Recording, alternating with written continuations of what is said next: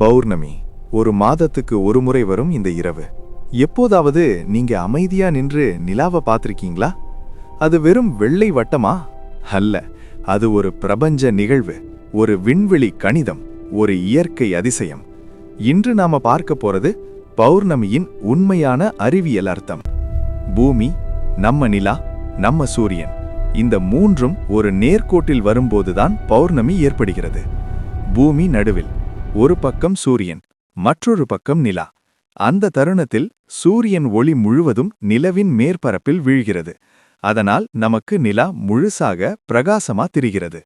நிலா தன்னால் ஒளி கொடுக்காது, அது சூரிய ஒளியை பிரதிபலிக்கிறது. இந்த அலைன்மெண்ட்டை தான் இங்கிலீஷ்ல ஃபுல் மூன் ஃபேஸ் என்று சொல்வாங்க. இது வெறும் ஆன்மீக நாள் இல்லை, இது ஒரு விண்வெளி ஜாமெட்ரி. கடல் அலைகளின் ரகசியம். பௌர்ணமி நாளில் கடல் ஏன் அதிகமாக கொந்தளிக்கிறது? இதுக்கு காரணம் நிலாவின் ஈர்ப்பு விசை. நிலா பூமியை இழுக்கிறது, அந்த ஈர்ப்பு விசை கடல் நீரையும் இழுக்கிறது. இதனால் ஹை டைட் அதிகமாகிறது.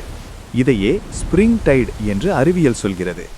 சூரியனின் ஈர்ப்பு விசையும் சேரும்போது அந்த நாளில் அலை உயரம் அதிகமாகும்.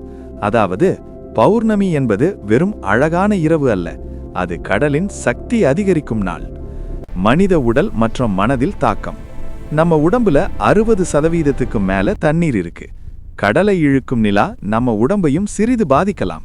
சிலர் பௌர்ணமி நாளில் தூக்கம் குறையும், மன அழுத்தம் அதிகரிக்கும், உணர்ச்சி வேகம் உயரும். இதற்கு காரணம் ஒளி மற்றும் பயாலஜிக்கல் ரிதம். நிலா வெளிச்சம் அதிகமாயிருக்கும், அது மெலட்டோனின் ஹார்மோனை பாதிக்கலாம். மெலட்டோனின் தான் நம்ம தூக்கத்தை கட்டுப்படுத்தும் ஹார்மோன். அதனால் சிலருக்கு தூக்க சுழற்சி மாறும். ஆனால் அனைவருக்கும் இது ஒரே மாதிரி இருக்காது. அறிவியல் என்ன சொல்கிறது? சில ஆய்வுகள் சிறிய மாற்றம் இருப்பதாக கூறுகின்றன, சில ஆய்வுகள் பெரிய தாக்கம் இல்லை என்று சொல்கின்றன. ஆனா ஒரு உண்மை, நம்ம உடல் இயற்கை சுழற்சியோடு இணைந்தது. விவசாயமும் நிலா சுழற்சியும். பழமையான விவசாயிகள் நிலா பார்த்து விதை போட்டார்கள். ஏன் தெரியுமா? பௌர்ணமி நாளில் நிலத்தடி நீர் ஈர்ப்பு சற்று மாறும், மண்ணின் ஈரப்பதம் சற்று அதிகரிக்கலாம். பயோடைனமிக் ஃபார்மிங் முறையில் இன்று கூட நிலா சுழற்சியை வைத்து செய்கை செய்கிறார்கள். இது வெறும் நம்பிக்கை அல்ல, இயற்கையின் ரிதமை கவனித்த அறிவு. கடல் உயிரினங்களின் அற்புதம். சில கடல் உயிரினங்கள், குறிப்பாக கோரல் ரீஃப்ஸ், பௌர்ணமி இரவுகளில்தான் இனப்பெருக்கம் செய்கின்றன. அதற்கு காரணம் ஒளி, ஈர்ப்பு மற்றும் பயாலஜிக்கல் கிளாக். இயற்கை முழுவதும் நிலா நேரத்தை பின்பற்றுகிறது. அது ஒரு யூனிவர்சல் டைமிங் சிஸ்டம் மாதிரி. ஏன் நிலா நம்மை இவ்வளவு கவர்கிறது? நிலா ஆயிரக்கணக்கான வருடங்களாக மனிதனை கவர்ந்துள்ளது. கவிஞர்கள் எழுதியிருக்கிறார்கள், கலைஞர்கள் வரைந்திருக்கிறார்கள், ஆன்மீகர்கள் தியானம் செய்திருக்கிறார்கள். ஏன்னா பௌர்ணமி என்பது இருள் முழுவதும் வெளிச்சம் நிறைந்த தருணம். அது ஒரு சின்னம், முழுமையின் சின்னம். தியானமும் பௌர்ணமியும். பௌர்ணமி நாளில் தியானம் செய்ய சொல்வதற்கு ஒரு காரணம் உண்டு. அந்த இரவில் வெளிச்சம் அதிகம், இருள் குறைவு, மனம் அமைதியாகும். நம்ம உடலும் மனமும் இயற்கையும் ஒரே அலை நீளத்தில் இருக்கும் போல தோன்றும்.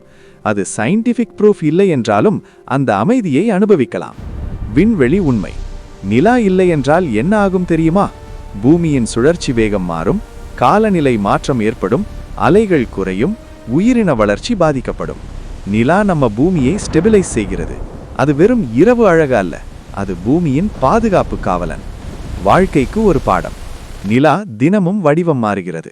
அமாவாசை இருள், பிறை வளர்ச்சி, பௌர்ணமி முழுமை. அதே மாதிரி நம்ம வாழ்க்கையும் சில நாட்கள் இருள் இருக்கும், சில நாட்கள் பாதி வெளிச்சம் இருக்கும். ஆனா ஒரு நாள் நாமும் முழுமையா பிரகாசிக்கலாம். பௌர்ணமி நமக்கு சொல்லும் செய்தி, இருள் நிரந்தரம் அல்ல. அறிவியல் சுருக்கம். பௌர்ணமி என்பது பூமி நிலா சூரியன் அலைன்மெண்ட், முழு ஒளி பிரதிபலிப்பு, அதிக ஈர்ப்பு விசை, கடல் அலை உயர்வு, தூக்க சுழற்சி சிறிய மாற்றம், உயிரின பயாலஜிக்கல் டைமிங். அது ஒரு மாயை அல்ல, அது கணிதம், அது பிசிக்ஸ், அது கிராவிட்டி.